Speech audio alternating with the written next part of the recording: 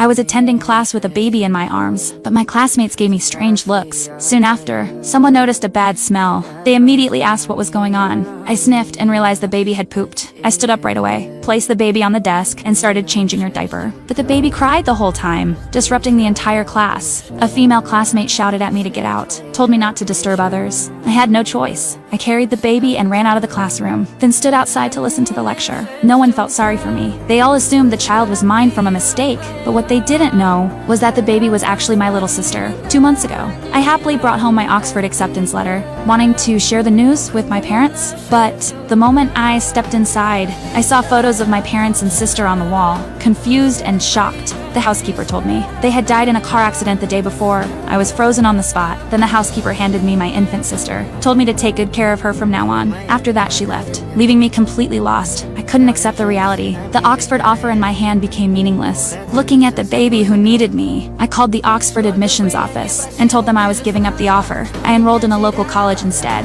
because they offered free tuition. That's why I had to bring my sister to class, which led to what happened that day, afraid of disturbing others. I always stood outside the door during lectures to buy formula. I worked part-time jobs after class. In the blink of an eye, 4 years passed. I raised my sister and completed my degree. One day the teacher said a local corporation was offering jobs to students in hardship and told me to try. I rushed to the company for the interview, but at the front desk they checked my records and said my parents were still alive, so I didn't qualify. I was stunned. I couldn't believe my parents had lied to me. Just as I was about to leave, I accidentally bumped into the chairman of the company. He stared at me, said I looked just like his late wife. When I wasn't looking, he plucked a strand of my hair, then asked the receptionist about me. After learning about my story, he was even more convinced. He took one of his own hairs and asked his assistant to run a DNA test. He suspected I was his daughter lost 20 years ago. Meanwhile, I, still unaware, used the address from the receptionist to find my family.